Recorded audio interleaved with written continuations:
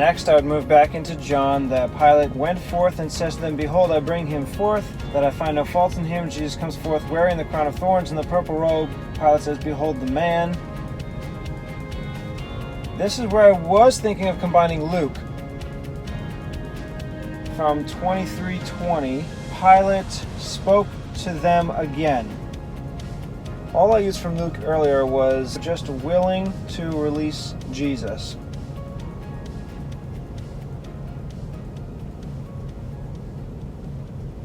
The chief priests from John 19:6 say, Crucify him.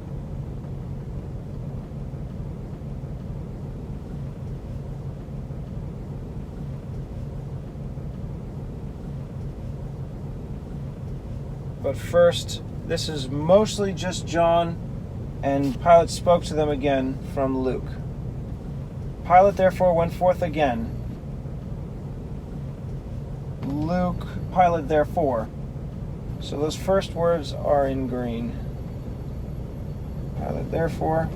Now just John went forth again and says to them, oh wait, I forgot Luke. Spoke again to them.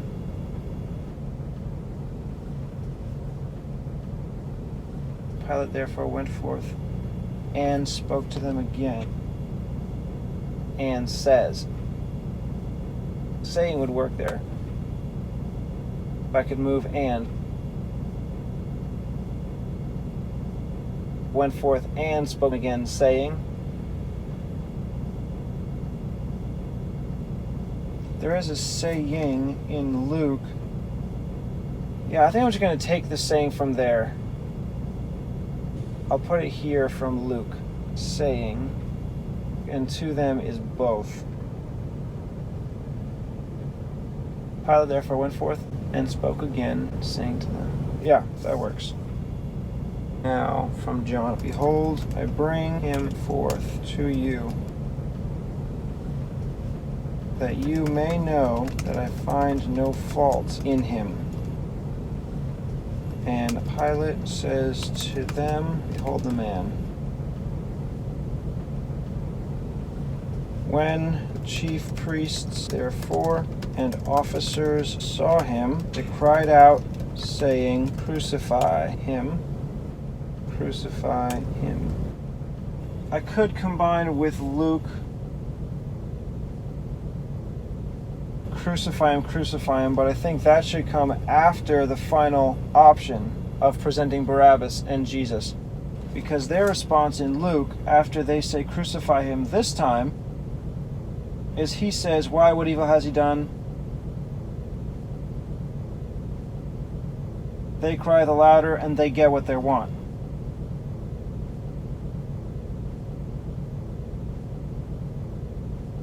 So that should be at the end, after this interaction between Jesus and Pilate right now.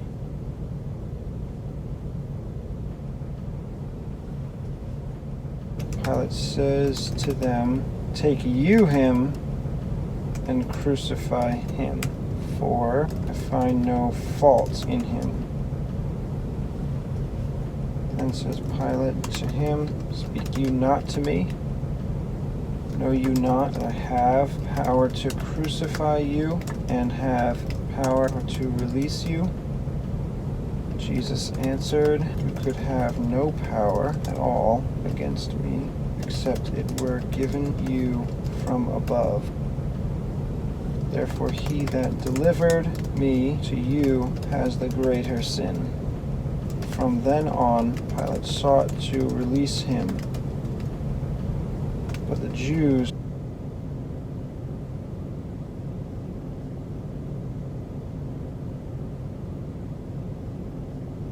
cried out, saying, If you let this man go, you are not Caesar's friend. Whosoever makes himself a king speaks against Caesar.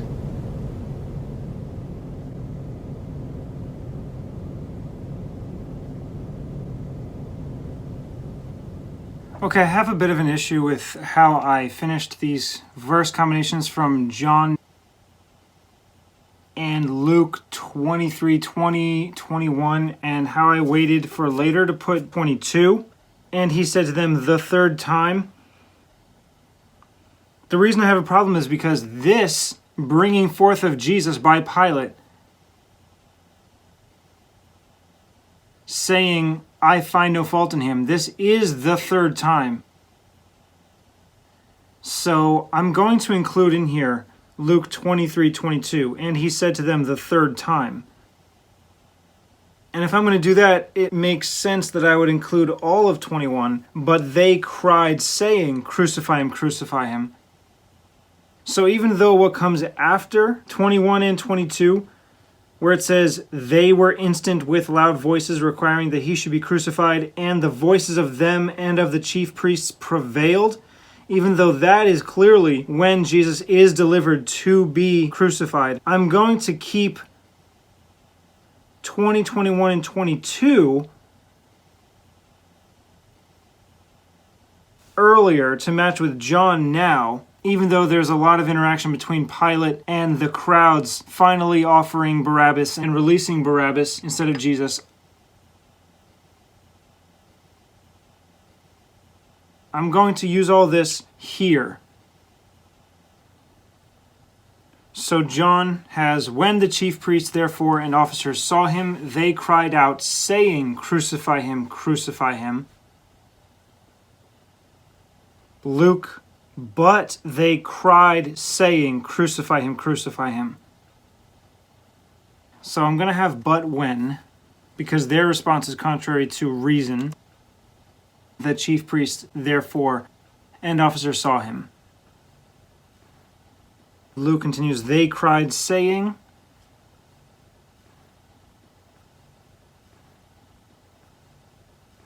John, they cried out, saying, so they cried is both.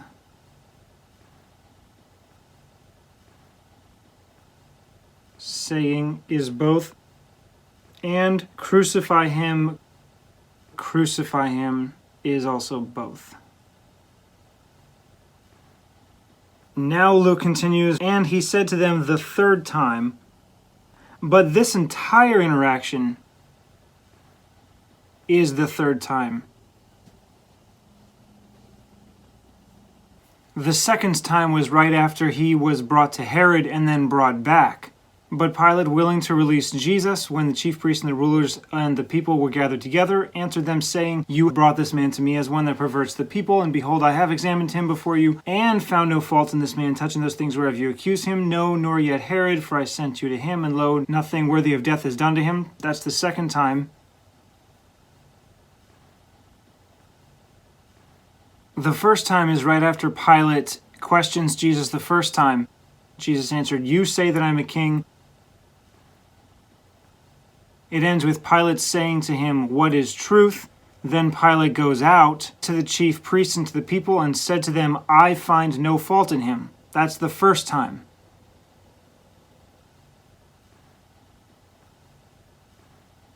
Now this third time, when Pilate brings him back out after being scourged, should be where I have it saying, this is the third time. So I'm going to take the third time and put this here, saying to them the third time.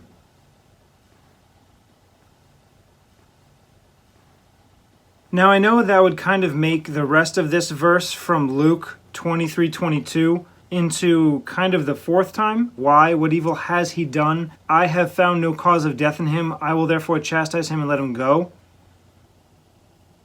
That, along with Matthew and Mark, when he sits down in the judgment seat,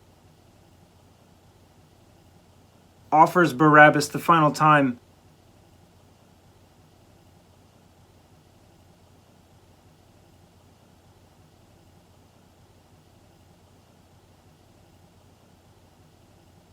And then questions why, what evil has Jesus done, is so different from John. Pilate therefore went forth again, says to them, behold, I bring him forth to you, that you may know that I find no fault in him. That, putting them all together, I think it actually would be 4 times total. John is just different enough that I'm going to have that be an additional time now, sort of combined with Luke.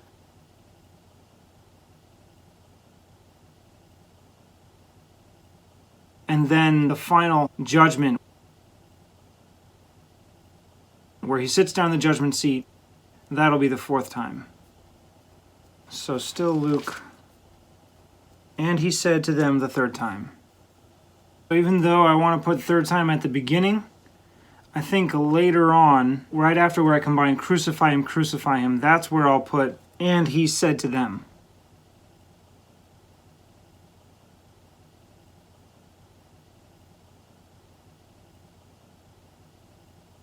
Because now Pilate says to them. I think I'll leave off the and just combine to them. I'm going to put Luke said instead of John says.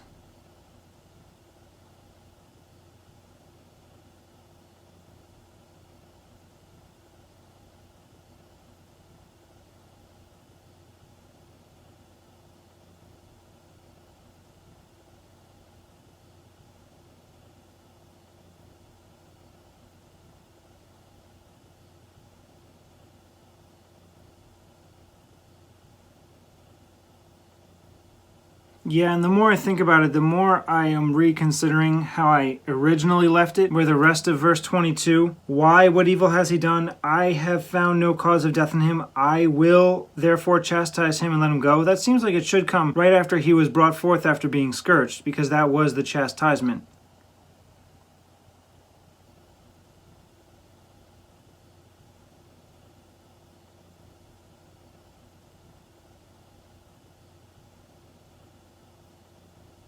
So that should probably go, I will therefore chastise him and let him go.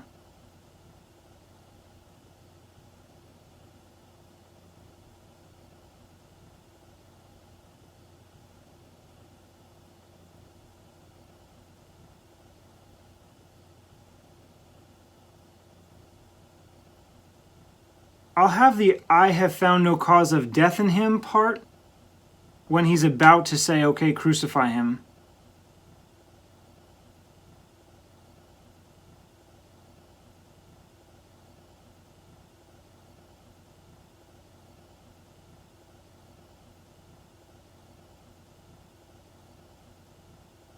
So that it's, Pilate said to them, take you him and crucify him, for I find no fault in him. I will therefore chastise him and let him go. The Jews answered him, we have a law, and by our law he ought to die, because he made himself the Son of God. Okay, that works. It is contradictory. He's saying you crucify him, as recorded in John. But then in Luke, I will let him go. That could still work. I don't find fault in him, therefore I'm just going to let him go, and what you do is up to you. It fits so closely with John that I think they should go together, even though it seems so contradictory. Take you him and crucify him. I find no fault in him. I will therefore chastise him and let him go.